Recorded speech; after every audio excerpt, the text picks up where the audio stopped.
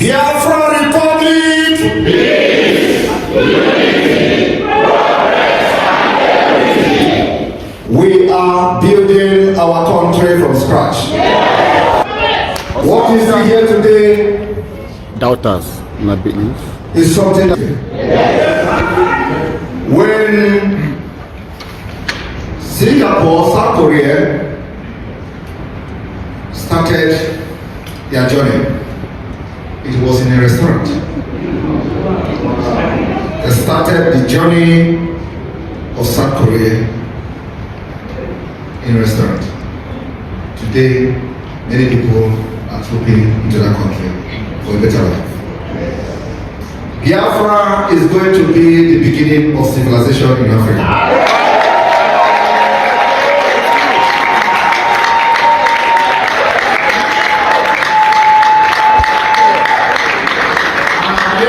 I lived in Finland for a very long time, and I promised Biafrans one thing: I am bringing Finland to Biafra.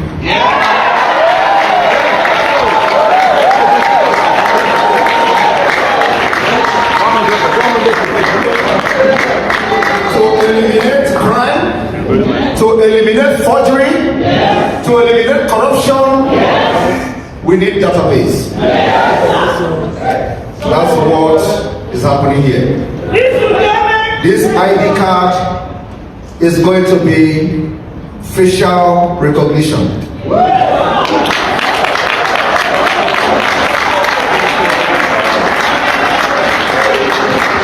The Biafran government in exile has contracted one of the world leading identity management company called Junior. Identity management company called Junior.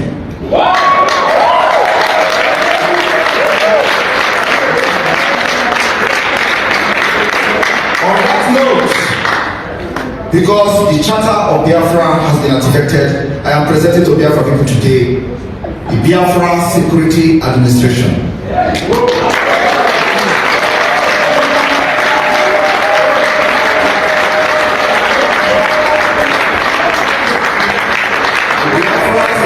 Administration is the portal, is a website, and a department within the Biafra Republic government in exile that is responsible for the issuance of national identity card.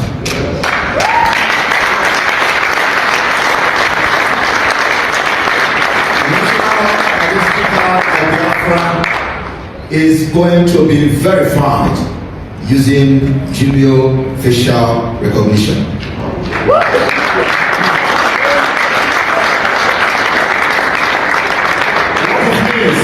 What it means is that as we are progressing in our quest for freedom,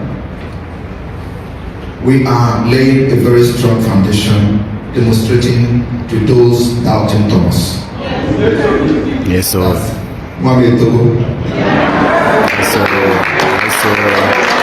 Yes, so doubters, I told you guys. Obi is not the God, Obi is the God.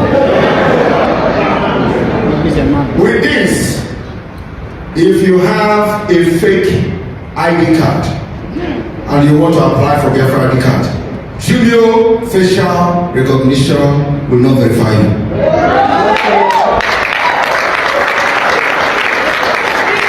The reason the Biafra government want to lay this foundation is to prove to the world that we are not part of fraudulent Nigeria. We are not part of Nigeria. What we see here today is something that will go down in the history. Yes. When Singapore, South Korea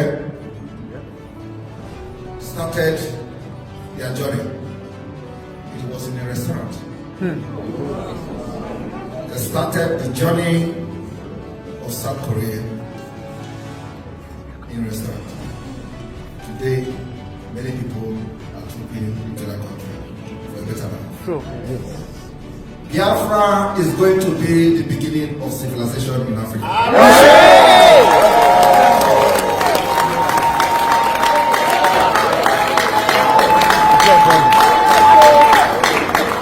I lived in Finland for a very long time. That's right. And I promised Biafra one thing. I am bringing Finland to Biafra.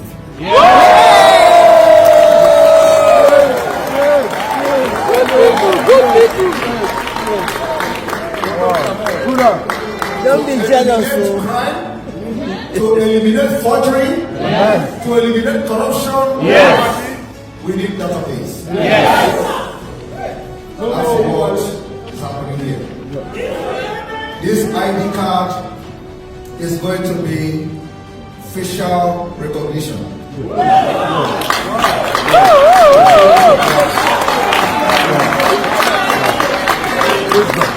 The Biafran government in exile has contracted one of the world leading identity management company called Jumia.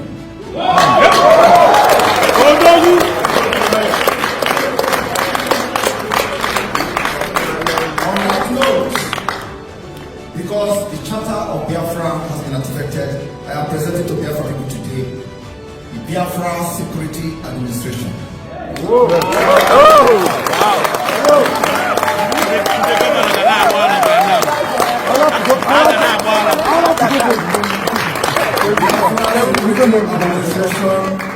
Is the portal. Simon Ekpa has launched the Biafra official ID card. He says it has been approved by Biafra Security Administration. Let me tell you about something that happened recently that got a lot of people talking, especially those who care deeply about the future of the Igbo people and the Biafran cause. The main character in this story is Simon Ekpa, a man with a strong, persistent vision. Though he lives far away in Finland, he has become one of the loudest voices for the Biafran independence movement, a cause that started decades ago and has been close to the hearts of many Igbos. This time, Simon Ekpa didn't just talk about freedom or the right to self-determination. No, he announced something a bit more concrete, something you can touch and hold, a Biafran national ID card.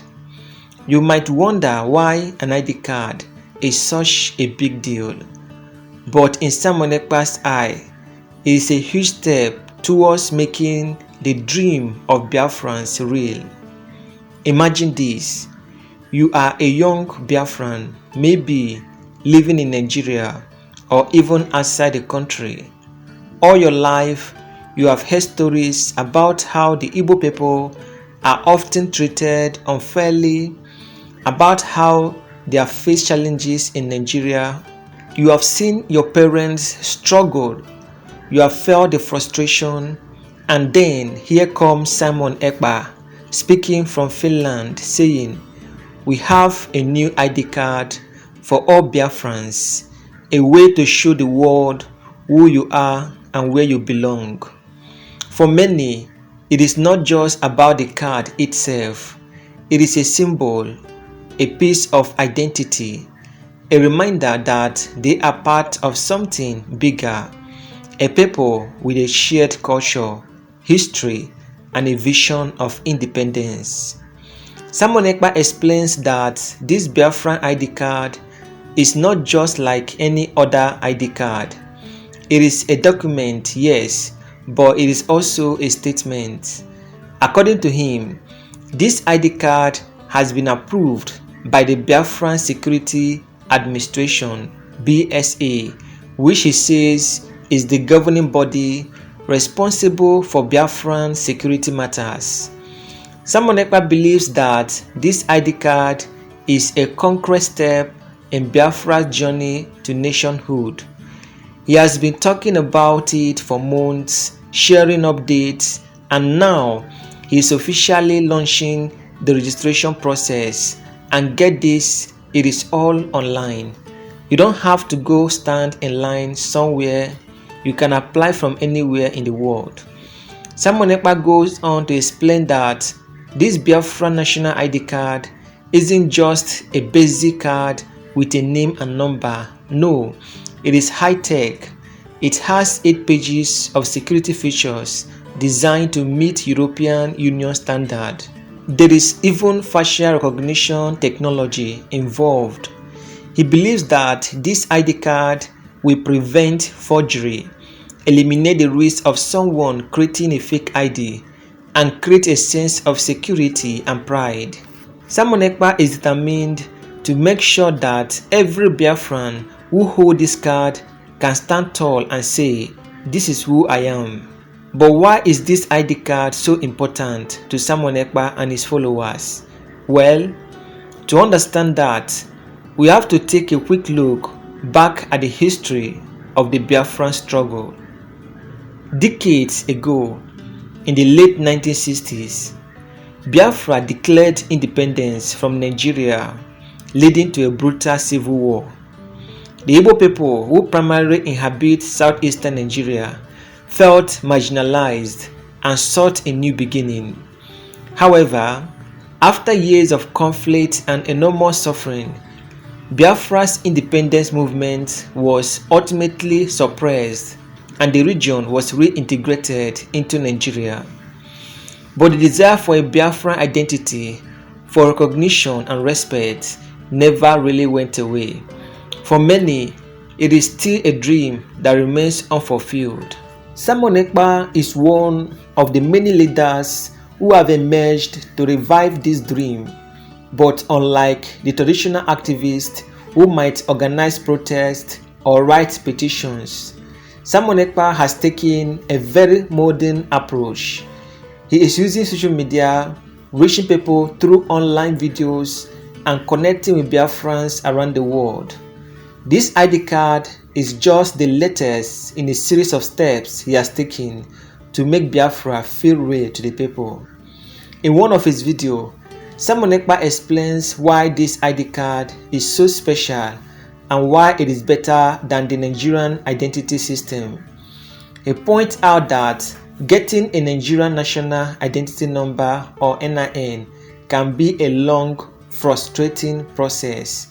There are often long queues, delays, and sometimes cases of corruption.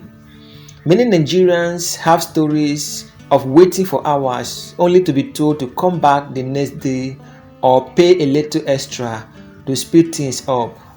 Samuel Ekpa contrasts this with the Biafran ID registration, which he claims is smooth and straightforward, with no room for corruption or mago-mago.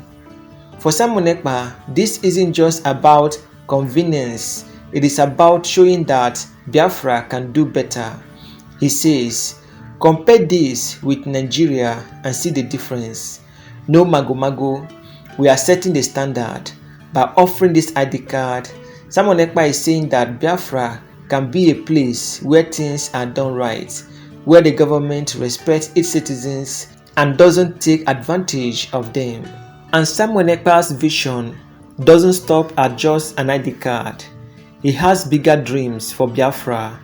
In his speeches, he often talks about how countries like Singapore and South Korea started from very humble beginnings and grew into thriving nations. He reminds his followers that South Korea's rise began in a small restaurant where people sat down and discussed how to build their country. Right now, South Korea is a global leader in technology and economy. Samuel Ekpa believes that Biafra can follow a similar path, becoming a symbol of progress and civilization in Africa. He tells his supporters that one day, people will look to Biafra as a place of opportunity and hope. Samuel Ekpa also draws from his own experience living in Finland. He said he has seen how a well-organized government can make life better for its citizens, providing good education, healthcare, and security. He dreams of bringing these same values to Biafrans. He promises that one day, I am bringing Finland to Biafra. It is a big promise. but Simon Ekpa speaks with convictions. He envisioned a Biafra where people won't have to struggle for basic services, where things will work smoothly, and where every Biafran will feel valued and respected. Of course, Simon Ekpa's announcement has sparked reactions from Nigerians and Biafrans alike. Some are excited, seeing this as a hopeful step towards the dream of a Biafran nation. Others are skeptical, wondering if this ID card is just another empty promise. After all, many leaders have come and gone, promising to bring change but delivering little. But Simon Ekpa supporters argue that he is different. They saw that he has taken practical steps like launching this ID card to show that he is serious. Simon Ekpa's timing couldn't have been more strategic. Right now, Nigeria is going through tough times economically. Inflation has skyrocketed, with price of goods, fuel, food, and other essential commodities increasing every day. People are feeling the pinch, struggling to make ends meet. The Nigerian economy, once one of the strongest in Africa, is now facing serious challenges. For many, the dream of a comfortable life feels out of reach. For the Igbo people, this economic hardship is compounded by a sense of marginalization. Many feel that they have been excluded from the national conversation, that their voices aren't heard. Since 2021, Nnamdi Kanu, another key figure in the Biafra movement and leader of the indigenous people of Biafra (IPOB), has been in detention, further strengthening the relationship between the Nigerian government and the Igbo community. Simon Ekpa and his supporters see this as yet another sign that Biafra needs to stand on its own to create a place where the Igbo people can be free from the issues they face in Nigeria. Simon Ekpa doesn't hold back when criticizing the Nigerian government. He mocks their system, pointing out that while Nigeria struggles with issues of inefficiency and corruption, Biafra's ID system is smooth, secure, and easy to access. He wants to prove to the world that Biafra can set a new standard for the governance in Africa. He tells his supporters that this ID card is just the beginning and that Biafra is on its way to becoming a model nation. Simon Ekpa also touches on the emotional aspect of this journey. He knows that many Biafrans feel a strong connection to their heritage, to their identity as an Igbo people. This ID card, he believes, is a way for them to embrace that identity fully. It is a way to say, I am Biafran and I am proud. For those who feel disconnected or marginalized, this ID card offers a sense of belonging, a way to be part of something bigger. And while there is still a long way to go, Simon Ekpa believes that with each step, they are getting closer. Will this Biafra national ID card be the first step in a new chapter for the Igbo people? Only time will tell. But one thing is certain, Simon Ekpa has sparked a conversation and he has given hope to those who believe in the dream of Biafra. For now, the world watches and Biafrans everywhere wait to see what comes next in this unfolding story of identity, pride, and the relentless pursuit of freedom. Biafra Republic!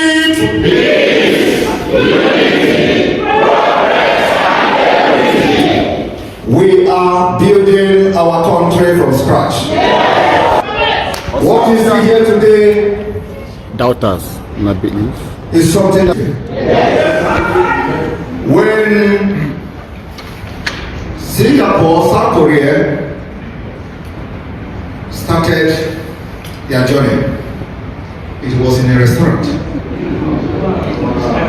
They started the journey of South Korea in restaurant. Today, many people are trooping into that country for a better life. Biafra is going to be the beginning of civilization in Africa.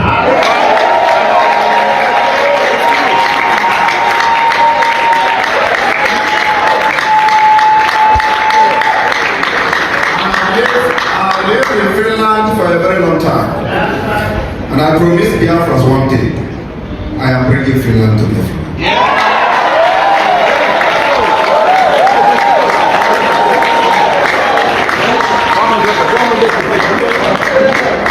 To eliminate crime, to eliminate forgery, to eliminate corruption, we need database. That's what is happening here. This ID card is going to be facial recognition.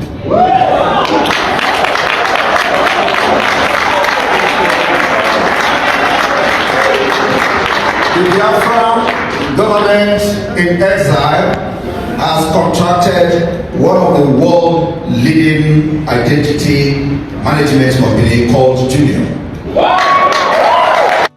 Identity management company called Junior.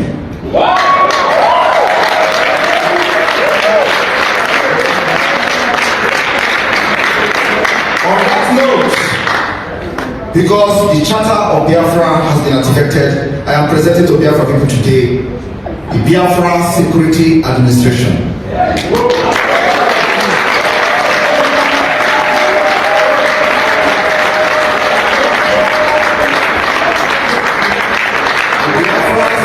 Administration is the portal, is a website, and a department within the Biafra Republic government in exile that is responsible for the issuance of national identity card.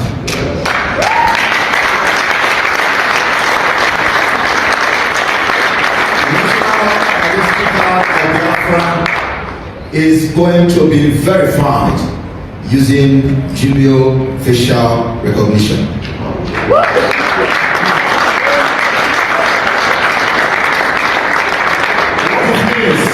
What it means is that as we are progressing in our quest for freedom, we are laying a very strong foundation, demonstrating to those doubting Thomas. Yes, sir. Mami Togo. Yes, sir. So doubters, I told you guys. Obi is not the God, Obi is the God. With this, if you have a fake ID card and you want to apply for Biafra ID card, Julio facial recognition will not verify you.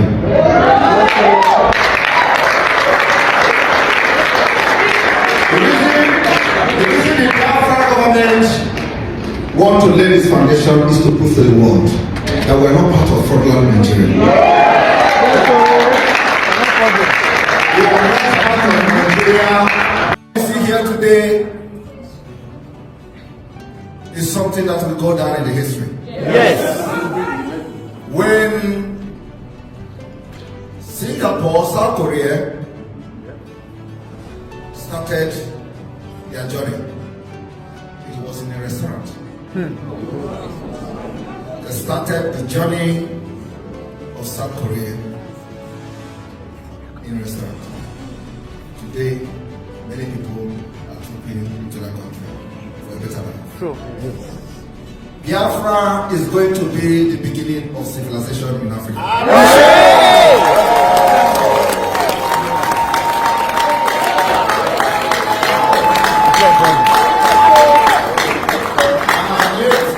lived in Finland for a very long time. That's right.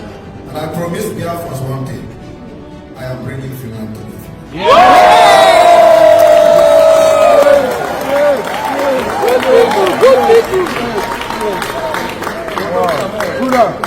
Don't be jealous. To eliminate forgery, to eliminate corruption, we need database. That's what is happening here. This ID card is going to be facial recognition.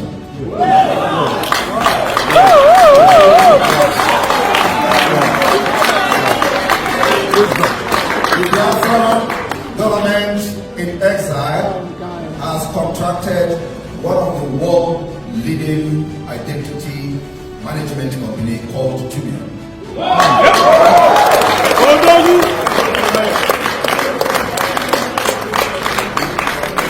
On that note, because the Charter of Biafra has been artifacted, I am presenting to Biafra people today the Biafra Security Administration.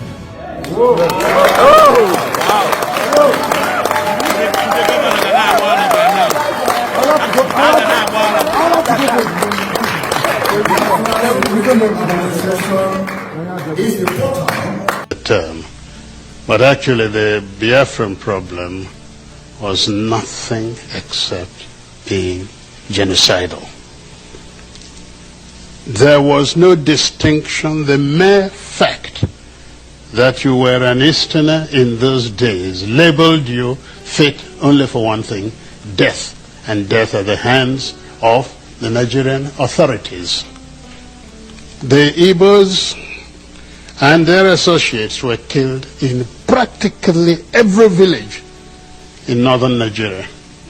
They were killed in many places in western Nigeria. They were in Lagos, even on Kata Bridge, the very center of Lagos. People were looked at and thought, oh, this looked an Igbo, and killed.